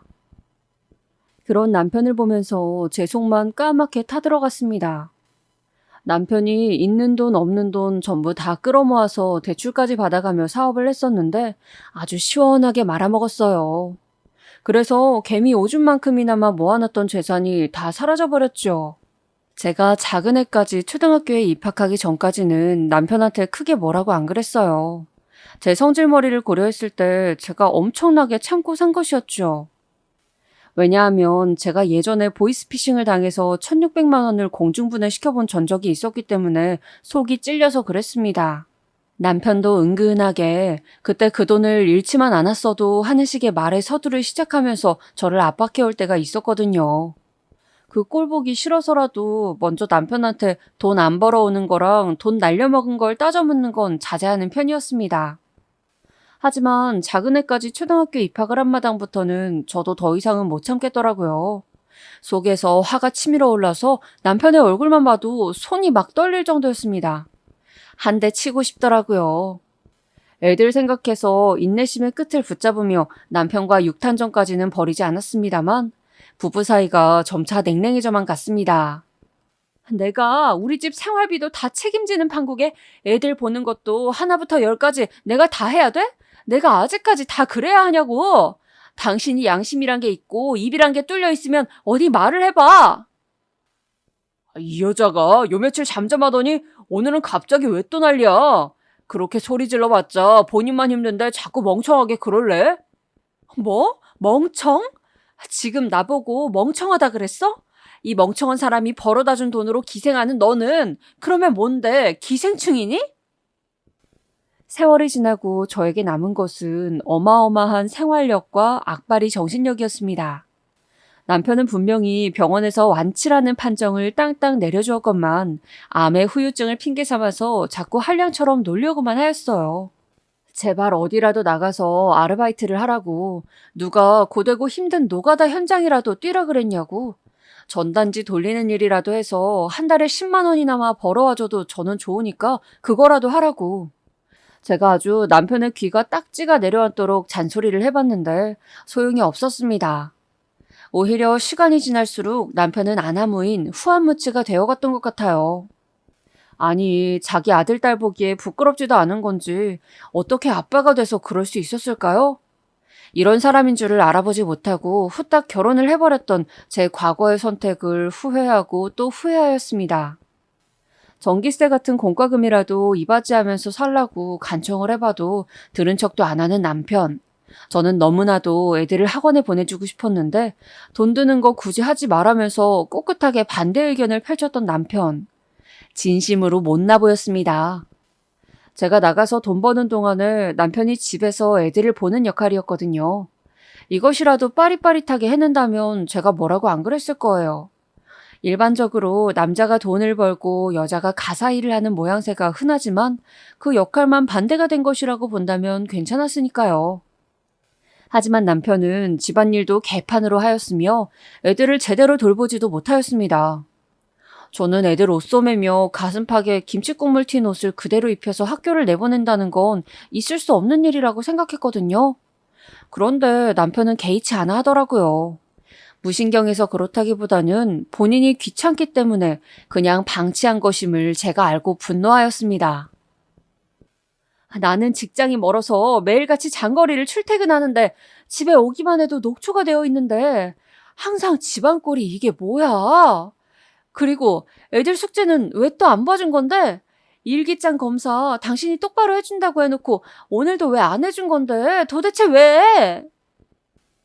어느 날은 제가 머리 끝까지 화가 나서 집에 오자마자 악다구니를 써댔습니다. 그러자 애들이 깜짝 놀라서는 후다닥 방으로 숨어 들어가더군요. 저는 지끈거리는 머리를 부여잡고 한참 더 남편한테 화를 쏟아냈어요. 흥분한 심정을 가누지 못하고 쌍욕도 섞어가면서 남편에게 오만 불만을 다 터뜨렸는데 그날 밤 자기 전에 문득 제 자신이 너무 비참하게 느껴졌습니다. 애들이 보는 앞에서 분노를 주체하지 못하고 크게 소리를 질렀고 애들이 방에서 다 듣고 있는 걸 알면서도 험한 욕설을 쏟아내었던 제 자신이 너무 저급의 사람으로 여겨졌어요. 하지만 저는 너무 심신이 지쳐 있었던 것인지 반성을 하며 더 이상 그렇게 굴지 않기보다는 계속해서 화를 터뜨리고 집에만 귀가했다 하면 무조건 지적질부터 날리는 사람이 되어갔습니다. 그렇지 않으면 정말 미칠 것 같아서 그랬어요. 이 시기에 제가 쓴 일기장을 보면 그 순간들을 지나며 제가 겪었던 감정들이 고스란히 녹아있더군요. 오늘따라 정말이지 남편이랑 인간이랑 살기가 싫다. 몸뿐만 아니라 정신이 아팠던 환자라고 이해하며 넘어가고 싸우기 싫어서 넘어가고 내 감정 소모하기 싫어서 넘어가고 상대하자니 더럽고 치사한 인간이라 넘어가고 그렇게 살아왔더니 내 안에 어마어마한 화가 쌓여 있었나 보다. 오늘은 심각하게 속에서 울분이 치밀어 올라와 참을 수 없었다. 자기 아내한테 잘하고 가정적이고 돈 잘 벌어오는 남편들도 많다는데 왜 내가 결혼한 인간은 전혀 안 그러는지 모르겠다. 그나마 돈을 벌어왔던 시절에도 이 인간이 썩 좋은 남편이고 좋은 아빠였던 적은 없었던 것 같다. 돈을 벌어다 주면 그것으로 자기 할 일을 다 했다고 생각하던 사람이었으니까. 이 인간의 형태에 적응이 될 만큼 되었다고 생각했는데 아니었나 보다. 속에서 골물대로 골마서 터지기 직전이었다. 하도 머리가 아파서 오늘은 두통약을 5알이나 먹었다. 집에 와서도 그냥 씻고 바로 누웠는데 남편이란 인간은 내가 괜찮은가 아니면 죽었는가 들여다보러 오지도 않았다. 이게 무슨 부부인가? 남편이 좀 아까 나한테 이런 말을 했다. 내가 밖에 나가서 도박을 하기를 했어. 아니면 딴 여자랑 바람을 피우기라도 했어. 정말 웃기는 인간이다. 그건 당연히 하지 말아야 할 일인데 그걸 안 했다고 지금 스스로를 추켜 세우고 있었다. 내가 남은 긴 인생을 이딴 인간과 계속 살아갈 수 있을까? 나 혼자서 이 가정을 다 짊어지고 마라톤을 달릴 생각을 하니 힘들어서 미칠 것 같다. 생각만 해도 속이 답답해서 숨이 잘 쉬어지지 않는다. 차라리 죽는 것이 사는 것보다 편하지 않을까 싶은 생각을 자주 했더랬어요. 남편과의 관계는 예견되어 있었던 것처럼 결국 파국에 이르렀고 이혼 얘기가 나오면서부터는 화두에 애들 문제가 올랐습니다. 그런데 너무 곤혹스러웠던 부분이 생각지도 못하게 남편 쪽에서 애들을 키우겠다고 나온 것이었어요. 이혼 얘기가 오가고 있다는 것을 접하신 시댁 쪽에서도 저에게 연락을 하면서 이런 식으로 압박을 가하였습니다. 우리 집안 손자 손녀를 너한테 빼앗길 이유가 없지. 듣자 하니 네가 그렇게 애들한테 못되게 군다면서? 어머님, 제가 언제 애들한테 못되게 굴었다고 알지도 못하면서 함부로 말씀하지 마세요. 아이, 어제도 너 때문에 애들이 다 울었다더만. 내가 없는 얘기로 너한테 괜히 이러겠니? 애들이 숙제를 하나도 안 해놓은 것도 모자라 하도 말을 안 들어서 제가 윽박을 질렀더니 둘 다 운 것은 맞았습니다. 하지만 그렇게 애들을 방치한 남편이 1차적인 원인이었으며 제가 예민하게 굴면서 애들을 다룰 수밖에 없도록 상황을 조성한 건 역시도 남편에게 책임이 있었습니다. 저는 그렇게 생각하면서 남편이야말로 애들한테 아빠 노릇을 할 수 없는 무능력자라고 하였죠. 그런데 남편이 쉽게 안 물러서더군요. 저런 정상적이지 못한 엄마 밑에서 애들이 자랐다가 뭘 배우겠어. 애들 성격 다 망칠라. 남편은 저보고 정신 상태가 너무 불안정하다면서 애들을 결코 맡길 수 없다고 주장하였습니다. 심신미약한 사람이 어떻게 애들 양육을 하겠냐면서 큰 소리를 치는 모습에 어이가 없었네요. 제가 신경이 예민해진 건 누구 때문인데 원흉이 그렇게 나오니까 정말 얄미웠습니다. 저는 절대 남편한테 애들을 빼앗길 생각이 없었어요. 왜냐하면 제 짐작으로는 남편이 애들을 시댁에 맡기고선 자기만 편하게 살면서 저에게는 양육비를 뜯어가려는 심산인 것 같았거든요. 본격적으로 이혼 얘기가 오가면서 저랑 남편은 치열하게 썰전을 벌여댔고 이럴 때에 하필이면 재수도 없게 실이 차가 고장이 났습니다. 차 수리를 맡기고서 우선은 택시를 타고 다음날 출퇴근을 했는데 길이 좀 막혔다고 해서 택시비가 어마어마하게 나오더군요. 이혼 과정에서 그리고 또 결과가 나쁘면 이혼 후에도 돈 들어갈 일이 많을 텐데 지금 한 푼이라도 아껴야 하는 상황에 내가 무슨 낭비를 하는 거야. 그래서 버스를 타기로 했습니다. 직장까지 한 번에 가는 노선은 없었고 중간에 내려서 갈아타야만 했어요. 갈아타는 버스가 배차 간격이 굉장히 길어서 저는 출근 시간을 엄청나게 앞당겨서 집을 나서야만 했습니다. 그리고 퇴근 때 버스를 갈아타기 위해 한적한 정류장에서 내린 저는 어둑어둑해지고 있는 주위를 둘러보면서 한숨을 계속해서 내쉬었습니다. 이제 수리가 끝난 차를 받을 테고 이 번거로운 고생을 더 할 필요는 없지만 제가 처한 근본적인 문제 상황은 끝이 보이기는커녕 이제 시작이었기 때문입니다. 내가 돈만 많았어도 그랬다면 어땠을까? 남편 놈한테도 큰 소리 떵떵 쳤고 애들도 당연하게 내가 데려오는 것으로 못을 박을 수 있었겠지. 걱정 없이 1,000만 원을 당장 써버릴 수 있는 만큼의 재력이 나한테 있었으면 좋겠다. 나 왜 이렇게 가난한 것 같니? 내가 그렇게 열심히 안 살아온 거니? 기분이 너무 울적해져서 한적한 동네에 위치한 그 정류장의 의자에 앉아서 상심에 푹 잠겨들었습니다. 그리고 바로 그 순간이었어요. 내가 저기서부터 불렀는데 왜 대답을 안 하는 거요? 어떤 할머니께서 저에게 다가오셨습니다. 저는 난생 처음 뵙는 낯선 할머니의 등장에 어리둥절해서 주위를 둘러보았죠. 하지만 정류장이고 그 주변에 있는 사람은 저뿐이었습니다. 그러니까 할머니께서는 저를 부르신 게 맞았죠. 다리가 아파서 이쪽에다가 앉아 있었어? 그렇게 말씀하신 할머니께서는 품에 안고 오신 가방을 저에게 주셨습니다. 대뜸 앉아있는 제 허벅지 위에 그 가방을 올려놓으셨어요. 그러더니 당황한 제 옆에 앉으시면서 실실 웃으시는 낯으로 이렇게 말씀을 하시는 겁니다. 아유, 오늘 너를 보자고 한 건 다름이 아니라 내가 네 보증금을 해결해주고 싶어서 그러지. 네? 저기 보증금이라뇨? 갑자기 저한테 왜 그런 말씀을... 아, 내 새끼. 일이 다 커버렸어도 내 새끼는 변함없이 내 새끼요.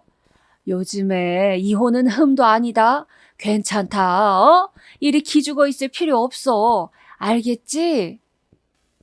할머니께서 손을 뻗어 제 뺨을 어루만져 주셨는데 저는 그때 알아차렸습니다. 이 할머니께서 치매를 앓고 계실 거라는 사실을 말입니다. 저를 당신의 자식으로 착각하신 모양이었어요. 나는 있잖니. 너 어렸을 때 개집이라고 사내보다 못하다고 막 그랬었던 것들이 두고두고 내 가슴에 사무친다. 나는 그게 그렇게나 후회된다. 할머니께서 저를 보시며 그렇게 말씀을 하시는데 생판남인 제가 어째서 눈시울이 뜨거워졌는지 모를 일이었습니다. 집에 들어오기는 싫으니? 그래. 굳이 안 들러도 된다. 그래도 이렇게라도 와줘서 고맙다. 아마도 다정스러운 그 말씨 때문인 것 같았습니다. 날카롭게 삐쭉 서 있었던 저의 마음, 그 모서리들을 부드럽게 만들어주는 음성이었습니다. 힘들다고, 도와달라고 그렇게 솔직하게 나한테 말을 해줘서 고맙고, 이 엄마를 잊지 않아줘서 고마워.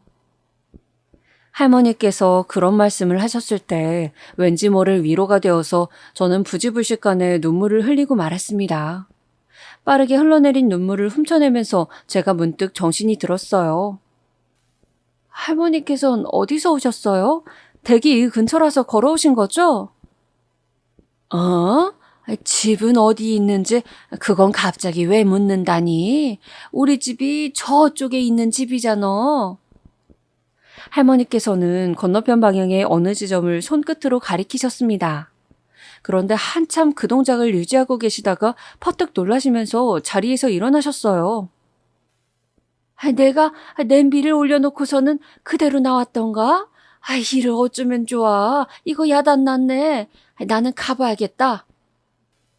할머니께서 돌연 허둥지둥 하시더니 차가 안 오는 타이밍에 휙 길을 건너버리셨어요.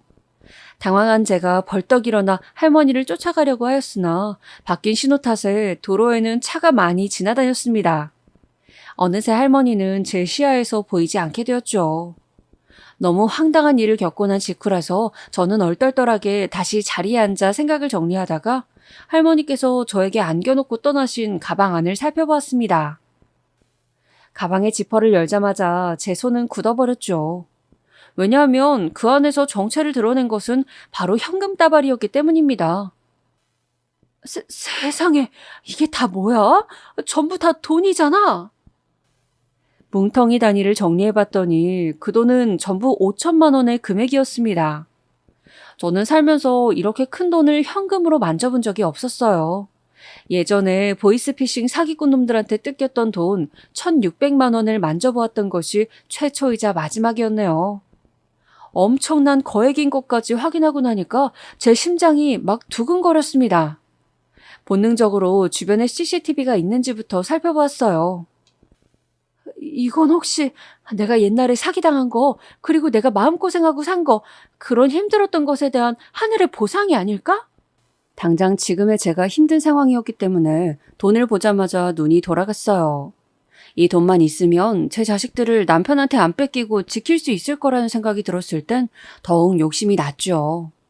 저는 그 돈가방을 들고 집으로 돌아왔고 그날 잠을 설쳤습니다.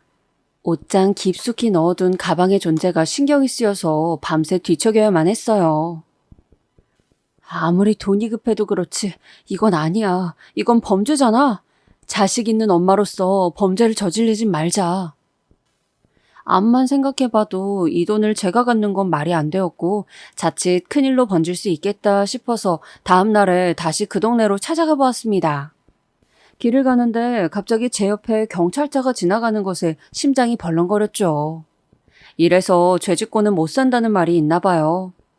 단지 경찰차를 본 것뿐이었는데도 무서웠으니까요.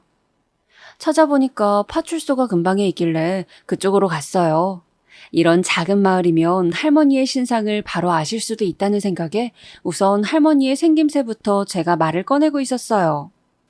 그런데 그때 파출소로 들어와 과일 주스 한 병을 휙 내려놓더니 나가려고 하시던 어떤 할아버지께서 아는 체를 하시는 겁니다. 들어보니까 혹시 그거 성화땡 말하는 거 아닌가? 거긴 거 같은데. 혹시 모르니까 파출소에 저의 간단한 인적사항을 남긴 뒤 저는 그 할아버지를 따라 나섰습니다. 꽤 걷고 난 뒤에 도착한 곳은 마을 안쪽에 있는 어떤 집이었어요. 오래된 단독주택이었는데 열려있는 문 안으로 할머니의 모습이 언뜻 보이는 것에 제가 안도의 한숨을 내쉬었습니다. 그분이 맞았어요. 저를 안내해 주신 할아버지께서 호련히 발길을 돌리신 후에 저는 집 안으로 용기를 내어 들어가 보았습니다. 계세요? 저 돌려드릴 것이 있어서 불쑥 찾아오게 되었습니다. 가타부타 말을 얹기가 민망하고 창피하여서 저는 대뜸 저 할머니 딸 아니에요 라고 하면서 돈가방을 털썩 내려놓았습니다. 그랬더니 안쪽에서 나오신 할아버지께서 놀란 얼굴이 되셨어요. 다리를 다치셨는지 한쪽에 깁스를 하고 계셨는데 저에게 커피 한잔 하고 가라면서 극구 저를 이끄셨습니다. 당사자인 할머니께서는 어리둥절한 표정으로 갸웃거리고 계셨고요. 우리 집사람이 안 그래도 오늘 아침에 그 얘기를 하더라고. 돈을 어째 딴 사람한테 주고 왔다나? 그래가지고 이 집이 한바탕 난리였어요. 지금은 또 정신이 딴 데로 새버려서 저러고 있는데 아침까지만 해도 어제 일을 떠올리면서 아연 실색이었습니다. 돈을 찾으러 어디부터 가야 하나. 마침 엊그제 다리까지 다쳐서 이러고 있는데 막막해서 어쩌나. 제가 이러고 있을 참에 마침 와주신 겁니다. 고마워요. 정말 고맙습니다. 할아버지께서 차분한 목소리로 저에게 인사를 해주셨습니다. 할머니께서는 치매 증상이 나타난 지는 1년이 다 되어가지만 상태가 늘 양호하였는데 최근 들어서 갑자기 기억이 훅 사라졌다가 또 완전히 다른 사람이 된 것처럼 굴었다가 이러기를 반복하고 계신다고 하였어요. 저는 거기까지 듣고 할아버지께 돈의 액수를 얼른 확인시켜드리고 그 집에서 도망치듯 빠져나왔습니다. 할아버지께서 깜짝 놀라시면서 살해를 하겠다며 저를 붙잡으려 하셨지만 저는 돌아보지 않았어요. 그 집을 나와서 한참을 걷고 나서야 걸음의 속도를 늦춘 제가 하늘을 올려다보았습니다. 돈가방을 받고 나서 지금 이 순간까지 저는 감히 하늘을 올려다보지 못하였었는데 이제 떳떳하더라고요. 아이고 후련하다. 잠시나마 그 돈을 꿀꺽해볼 마음을 먹었으니 내가 어떻게 살해를 받겠어. 안 받는 편이 나아. 죄를 짓고 살면 자식들한테 떳떳한 엄마가 못 될 것 같았어요. 돈 한 푼 욕심내지 않기를 잘하였다고 스스로를 평가하였지만 솔직하게 말씀드리자면 저는 곧장 후회하였습니다. 남편이랑 또 개싸움을 해서 그랬습니다. 5천만 원만 있었어도 남편의 싸대기를 왕복으로 시원하게 때려주지 않았을까 하는 생각도 들었고 여러모로 복잡한 심정이었네요. 부부관계라는 게 이렇게 추악한 것인 줄 몰랐습니다. 생판 남끼리 만나서 법적인 제도 아래 부부가 되어 유전자가 합쳐진 자식을 낳고 사는 행위, 이 모든 것에 염증이 일어났어요. 이혼 문제 때문에 머리를 싸매고 있던 어느 날에 연락을 받았습니다. 전화가 와서 그냥 받아봤는데 본인을 변호사라고 소개하시는 겁니다. 네? 변호사요? 그런데 저한테 무슨 일로? 네? 제가 5천만 원을 돌려드린 그 일로 연락을 주셨다고요? 전화를 받아본 제가 소스라치게 놀랐죠. 만나달라고 그쪽에서 간청을 하셔서 도리 없이 자리에 나가보았습니다. 제가 파출소에 남기고 온 이름과 연락처를 알게 된 할아버지께서 변호사에게 이런 지시를 하셨다고 했습니다. 변호사가 이런저런 얘기를 저한테 하더니만 이내 서류를 내밀더군요. 사인만 하시면 될 거라고 하길래 이게 뭔 종이인가 싶어서 글자들을 살펴보았다가 이번에는 제가 하마터면 기절을 할 뻔하였어요. 이거 혹시 저한테 땅을 주시겠다는 그런 내용이 맞나요? 제가 이해한 게 맞아요? 떨리는 심정으로 물어봤는데 맞다고 하시더라고요. 저는 어째 생판 남인 저에게 이렇듯 엄청난 사례를 할아버지 할머니 내외가 해주려는 것인지 이해가 가질 않았습니다. 변호사가 그 가족에 대해 알려주기를 두 분께는 자식이 셋 있다고 하였어요. 아들 2명, 딸 하나인데 막내가 딸이라고 했습니다. 질 안 좋은 남자랑 만나서 결혼했다가 예전에 이혼을 하였고 지금은 재혼을 해서 미국에서 산다더군요. 얼마 전에 한국에 나왔었다가 다시 미국 들어갔다는데 그래서 할머니께서 오랜만에 당신의 딸을 만나신 후유증으로 치매에서 그런 면모를 보이셨던 모양이에요. 예전에 당신의 딸이 이혼 직후에 잘못된 결혼으로 부모에게 불효를 저질렀다는 생각에 사로잡혀 연락을 끊고 지냈던 시기. 치매 증상이 일어나 옛날에 그 순간으로 회개하신 할머니께서는 딸을 도와주시고자 돈을 찾으셨던 겁니다. 그러다가 마침 저를 발견하신 거였고요. 지금은 미국에서 엄청난 부촌에서 살고 있다고 하였습니다. 그리고 그 집의 장남이 굉장한 사업가라고 하였어요. 집안이 경제적으로 모두 풍족하단 얘기였죠. 할아버지 할머니는 물론이고 자식분들도 저에게 보답을 하고 싶어 한다며 변호사는 저에게 땅을 받을 것을 권유하였습니다. 할아버지께서는 이까지 땅 60평밖에 안 돼서 별거 아니다 라고 평가를 하셨다네요. 두 분 내외께는 300평짜리 땅도 있으시다고 하니 60평은 너무 아담하게 느끼셨나 봅니다. 그런데 제가 딱 보니까 60평짜리 땅의 위치가 너무 좋은 거예요. 이 과정에서 발생하는 돈은 괴념치 마세요. 저희 측에서 다 알아서 해결할 겁니다. 그런데 변호사님, 제가 지금 이혼을 하려는 와중이거든요. 그런데 저에게 땅이 생겨도 별 문제는 없는 걸까요? 제가 문득 그 부분이 마음에 걸려서 질문을 했거든요. 그런데 질문을 한 덕분에 아주 큰 도움을 얻었습니다. 변호사가 저에게 이혼 상담을 흔쾌히 해주겠다고 나왔거든요. 저는 유용한 조언들을 받을 수 있었고 당장에 애들하고 진지한 대화부터 나누었습니다. 저는 무조건 남편보다 내가 나으니까 애들은 내가 키워야 맞고 애들도 나를 더 좋아한다 이렇게 믿고 있었는데 꼭 그렇지도 않다는 것에 충격을 받았네요. 제가 집에서 늘 예민하게 굴고 화를 자주 내었던 게 아이들의 마음속엔 깊이 박혀 있었나 봐요. 아직 어린 나이라고 해서 생각의 깊이가 짧지 않았습니다. 둘 다 진지한 생각들을 가지고 있었고 저랑 속마음을 터놓으면서 긴 대화를 나누었어요. 결국 큰애는 자기 아빠랑 살겠다는 결정을 내렸고 작은애는 저랑 살겠다고 하였습니다. 남매가 떨어져 사는 건데 그럴 수도 있나? 지금까지 나는 둘이 갈라서는 걸 그려본 적이 없었는데 정작 당사자인 애들 생각은 이랬구나. 엄마로서의 제 자신이 얼마나 부족하고 무지하였는지 새삼 깨우친 순간이었어요. 정리를 마친 저는 남편에게 이혼한 뒤 애들을 한 명씩 공평하게 맡아 키우자고 하였습니다. 남편은 바로 수긍을 하였고요. 그런데 자기도 밤새 계산을 해보았는지 다음날이 되자 말을 바꾸었습니다. 그럼 뭐야? 나한테 돈을 한 푼도 안 주겠다는 거야? 나는 돈 받고 키워도 아니라면 엄두가 안 나. 못 키워. 애가 중학생만 됐어도 알아서 살라고 할 텐데 아직 손이 많이 가잖아. 잠깐. 그러고 보니까 금방 중학생이 되면 또 사춘기랍시고 나한테 기어오르겠네? 남자애라서 더 다루기 힘들 테지. 뻔하네. 지금 하고 싶은 말이 뭐야? 내가 애들 다 키울 거고 당신한테 절대로 양육비 청구 안 하겠다고 한다면 만족할 거야? 제가 승부수를 띄워봤더니 남편이 놀란 표정을 지으면서 망설였습니다. 그게 바로 자기가 원하는 이상적인 그림이나 다름없었기 때문이었겠죠. 저랑 남편이랑 대치를 이루고 있을 때 이 현장을 큰애가 봐버렸습니다. 자기 얘기를 할까봐 촉각을 곤두세우고 있었나 봐요.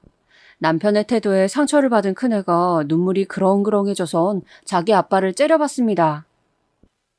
나는 아빠랑 안 살 거야. 아빠 싫어. 나 이제 엄마랑만 살 거야. 어디서 누나를 시퍼렇게 뜨고 큰 소리야. 저게 벌써 싹수가 노랗구만. 상처받은 자기 자식을 달래주지는 못할 망정 남편은 저렇게 재수없는 소리만 해댔습니다.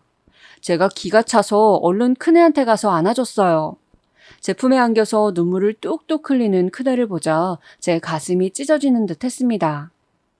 그 뒤로 썰전이 수차례 있었으나 결국은 시댁의 동의까지 다 받고 나서 제가 애들을 다 키우는 것으로 결정을 하고 이혼을 하였습니다.